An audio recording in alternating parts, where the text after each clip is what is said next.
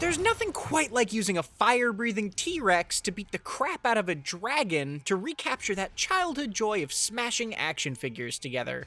In a series built on exciting moments, it's impressive that Monster Hunter Rise still manages to surprise and delight with things like this. At the same time, its progression can feel a little flatter than that of Monster Hunter World at their launches, making it feel more like a foundation waiting to be built upon for now. But after spending dozens of hours getting used to Rise's wonderfully enhanced mobility and faster pace, it's going to be hard to ever go back to the way things were before.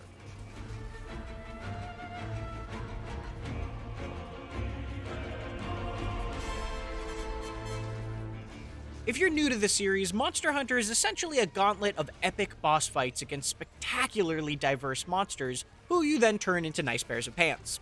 Each victory earns you materials to craft better equipment, to take down tougher monsters, and so on and so forth. Success relies on a healthy balance of preparation and skill, and it's kept fresh by the combination of 14 radically different weapon types, the strategic puzzle of breaking specific parts of a monster, and the intoxicating allure of that next piece of gear. Monster Hunter Rise in particular is full of fun new ideas, but it also benefits from many of the streamlined innovations that helped make World the best-selling game in the series. Things like load-free maps and using items while moving feel vital after having now spent hundreds of hours with them. Meanwhile, other features like separate village and hub quest lines for single and multiplayer return some of the organization of older games.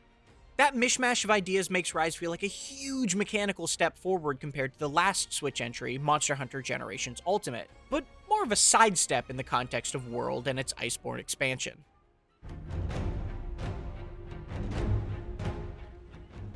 That said, Rise literally takes a massive leap forward of its own by introducing the Wire Bug. This recharging resource lets you scale mountains, cover vast distances, and use special Silkbind moves unique to each weapon. But potentially the most impactful Wire Bug move of all is far more subtle. If you get knocked back, pressing ZL and B will instantly pop you back up onto your feet with your weapon sheathed, letting you quickly re-engage or heal up without missing a beat. That has a big impact on the pace and feel of a fight relative to other Monster Hunter games, cutting out lots of potential downtime. That's the philosophy of Rise in a nutshell. Fill the dead air and get to the action quicker. To that end, you get an adorable, rideable doggo to travel faster, and a bit of the usual pre-hunt prep has been morphed into mid-mission endemic life, allowing you to pick up creatures along the way that can fill the gap of certain tools, buffs, and items. The most important of these are the colorful Speary Birds, which boost your stats up to a certain point. It's very smart that these buffs are gained through exploration rather than menu management, though spending the start of every hunt collecting birds can become a different type of tedious. The expanded monster riding is a similarly fun but odd addition. Once you've subdued a monster, Rise gives you full control to move and attack, just like your dog, even letting you drive them across the map to beat up a specific target.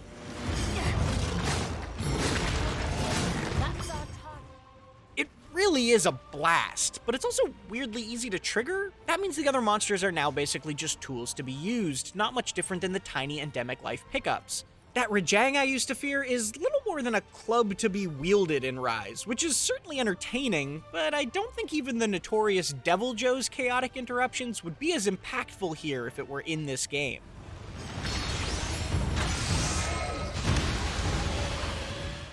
But goodness gracious, what good monsters there are to fight. Every single one of the brand new monsters is an absolute banger. From the bird monkey Bishaten throwing persimmons at you, to the fire crane Acnosam and its extremely cool armor set, they're all excellently designed. The wide variety immediately available is impressive too, offering a lot of choice fairly quickly. Of course, the small drawback of that approach is Rise also peaks quicker, leaving the second half of its progression a little less surprising. The good news is that once you reach high rank in the hub, these fights are made fresh again by introducing new moves and more aggressive behaviors. That's not a new trick to the Monster Hunter series, but it is one of its most important. Rise's funkiest new addition is its rampage hunts, which have you set up defenses to protect against waves of monsters like a tower defense game. It's a fun novelty, reminiscent of past siege fights like Kolve Teroth, but with more control and against significantly weaker monsters. Playing with a party makes the multitasking madness more satisfying too. One person can man a turret, while another places defenses, and a third works to reduce the cooldown on powerful super weapons like this. Rampages are undoubtedly amusing, but the fact that they never change a whole lot strategically does cause them to wear a little thin. The few apex monsters that cap off some high-rank rampages are the real return draw, but eventually I just wished I could fight those without the tower defense preamble. That said, rampage rewards do unlock some cool customization. Weapons have specific skills you can use Rampage-exclusive tickets to enable for extra bonuses, and there's even a distinct Rampage weapon of each type that acts as a sort of blank slate to modify to your liking. Couple that with the new switch skills that let each weapon swap specific moves to alter their combos, and Rise introduces a welcome dose of playstyle control from past Monster Hunters that World streamlined away.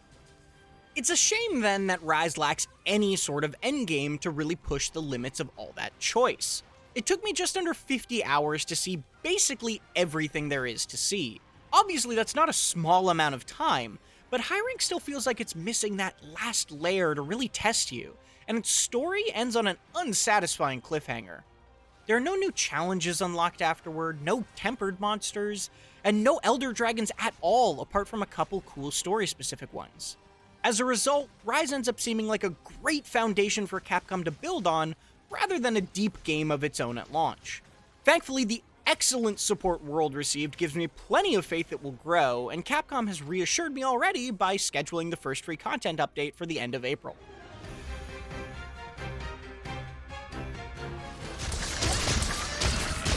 Monster Hunter Rise mixes classic ideas with some of World's best improvements, alongside clever new mechanics and fantastic monsters of its own. Not all of those ideas are slam dunks, but they are all fun. Especially the mobility wire bugs bring to every fight, which is so great I never want to give them up. The post-launch content updates Capcom is teasing can't come soon enough, but Rise is still already a thrilling step forward toward the new normal World so boldly introduced. For more Monster Hunter Rise, be sure to read my full written review on IGN.com, or watch an Apex Arzuros Rampage.